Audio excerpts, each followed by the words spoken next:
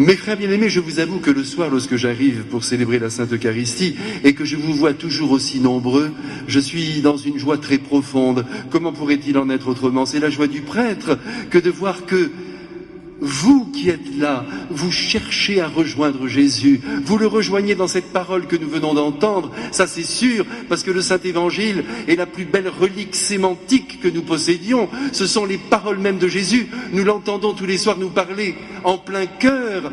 Et en même temps, nous recevons ce précieux corps qui est là pour soulever notre propre existence au-dessus de toutes les difficultés d'ici-bas et vivre déjà d'une certaine manière au ciel, avec Dieu, avec son Fils Jésus et avec la Sainte Vierge qui ne me quitte pas d'un pouce.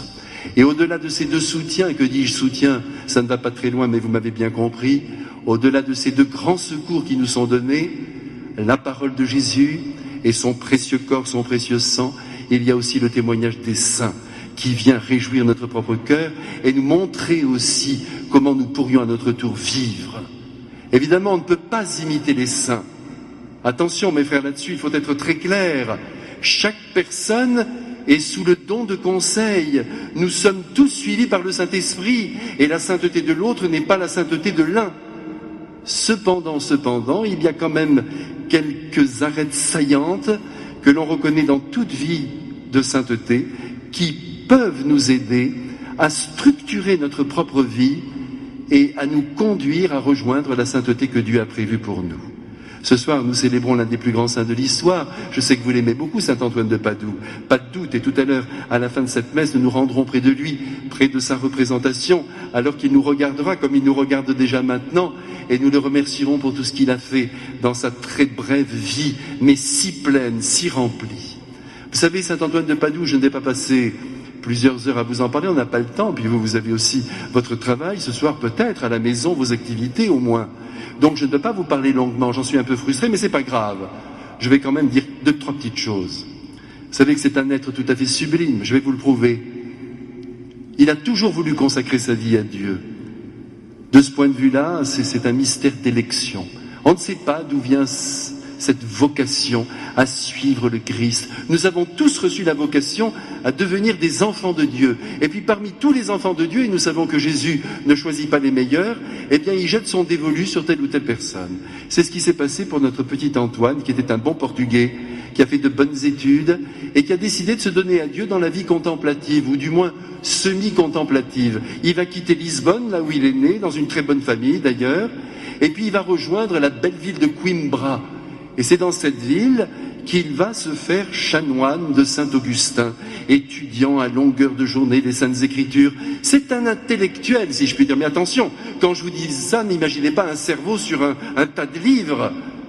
C'est un être qui, par la prière, dans la prière, inséré dans le Christ, sous le souffle du Saint-Esprit, a passé son temps à décrypter le visage du Christ et ses attentes sur sa vie. Pendant des années, il est resté là, tout près de la cathédrale de Coimbra. Et puis voilà qu'un jour débarque dans cette cathédrale, ça vous plaît les histoires mes frères, hein? Je sens que vous m'écoutez. Eh bien, débarquent là quelques franciscains, des jeunes garçons, vous savez l'ordre franciscain venait à peine de naître, saint François d'Assise était encore vivant, ils revenaient du Maroc avec sur leurs épaules des sacs contenant les corps déchiquetés de leurs frères, déchiquetés par les Sarrasins. Et lorsque saint Antoine se rend compte de cette donation tout à fait unique et qu'il constate, pardonnez-moi de dire cela, que ses frères ont été mis en morceaux au nom du Christ, il se dit je ne peux pas continuer à rester dans mon couvent. Et il décide de les suivre. Direction le Maroc, c'est sa grande idée. Il cherche le martyr. À nous mes frères, on ne cherche plus le martyr.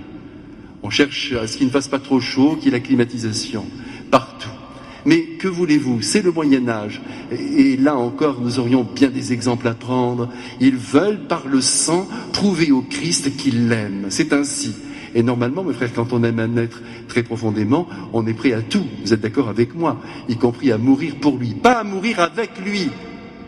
Parce que ça, c'est encore assez facile. Mais mourir à la place, ça, c'est autre chose. Pour que l'autre vive.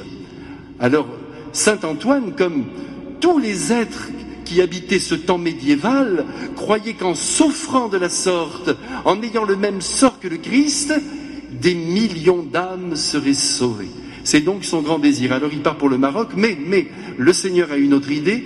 Des vents contraires se lèvent, le bateau ne va pas accoster, il part en direction de la Sicile. Et quand il arrive en Sicile, vous savez, ce cher Antoine, qui n'est pas encore appelé Antoine de Padoue, il s'appelait Fernand en vérité, de son nom de baptême, il est totalement inconnu. Il vient de quitter son beau couvent, mais personne ne le connaît. Et il va participer à ce que l'on appelle un chapitre. Il y a 3000 frères qui sont réunis autour de Saint François d'Assise. Vous imaginez la joie qu'il devait y avoir à vivre ce grand moment fraternel. Mais lui, encore une fois, il n'est pas connu. Il est là dans son petit coin. On ne sait même pas quoi en faire. Et alors là, il y a ce qu'on appelle les obédiences, c'est-à-dire on dit, toi, frère Léon, tu vas aller à tel endroit, toi, frère Jacques, tu vas rejoindre tel pays, et puis lui reste en rade. Alors comme on ne sait pas quoi faire de lui, c'est le provincial de Sicile qui décide de le prendre. Et il va rester dans un ermitage à faire la vaisselle et à balayer le sol, lui, le grand intellectuel de Dieu, pendant 1 année. Et puis un jour, il y a une ordination dans la région, je crois dans la ville de Forlì. Des dominicains, des franciscains doivent être ordonnés. Et puis on ne sait pas comment les choses se sont passées. Enfin, ce que je vous raconte, c'est totalement historique.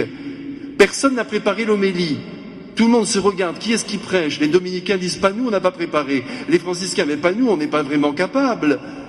Et puis finalement, quelqu'un se tourne vers Antoine de Padoue et lui dit, écoute, puisque toi tu as étudié, monte en chair. Alors il se concentre immédiatement, c'est-à-dire il se place sous le souffle du Saint-Esprit, il monte en chair et là, c'est l'émotion. Il séduit toute cette assemblée, personne n'en revient. C'est quelque chose de merveilleux, cette parole qui descend du ciel.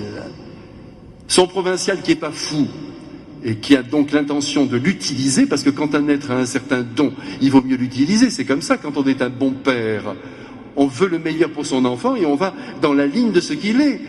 Donc il va l'utiliser, il va l'envoyer d'abord dans toute l'Italie, puis ensuite en France, où là, comme vous le savez, il va fonder des couvents et il va prêcher et également manifester son grand don de thaumaturge, car il va guérir des centaines de personnes sur son passage. C'est pas pour rien s'il est encore populaire. Et vous savez, j'ai eu le bonheur de vivre dans la basilique de Padoue pendant 1 an. Tous les samedis, je gardais sa tombe et j'en ai vu des miracles, croyez-moi. Tout le monde passait, caressait sa tombe et cela suffisait pour que les miracles s'accomplissent. Il répond à la foi des hommes. Vous savez, un jour, je me souviens très bien, pardonnez-moi de vous faire cette petite confidence, je vous avais dit que je parlerais peu, vous voyez, c'est raté.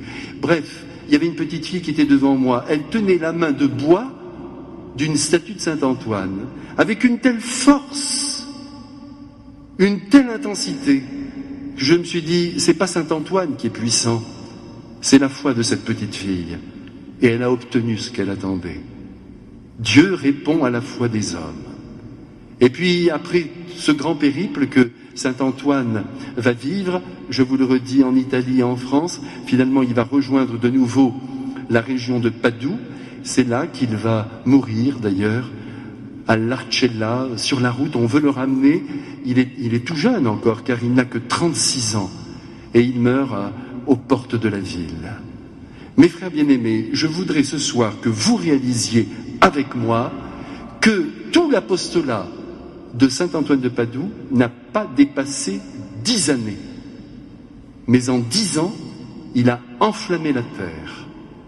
Et 8 siècles plus tard, on parle encore de lui. Vous pouvez donc, mes frères bien-aimés, là où Dieu vous a placé, faire un bien fou. Il faut simplement le vouloir, avoir la foi, être comme lui, un contemplatif, vivre uniquement de Jésus et avoir conscience de la puissance de Dieu mise à la disposition de l'homme. C'est l'homme qui donne la puissance de Dieu. Si vous vous dites ça, mes frères, vous ferez des miracles. Ce soir, nous demandons à Saint Antoine de faire grandir notre foi, d'intercéder auprès de la Sainte Vierge qu'il aimait beaucoup, pour que nous soyons vraiment des apôtres à son image.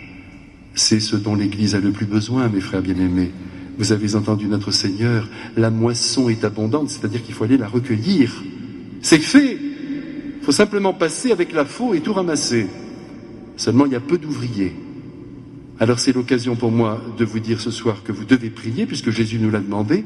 Nous allons prier pendant cette messe pour que de nombreuses vocations nous soient données, mais en même temps, les jeunes et même les moins jeunes qui voudrait rendre un grand service et faire quelque chose de beau avant de mourir, c'est le moment ou jamais de dire à notre Seigneur, je veux être un nouveau saint Antoine de Padoue. Je veux même faire mieux que lui, si Dieu le permet. C'est pas prétentieux de dire cela, c'est faire confiance à la grâce du Christ.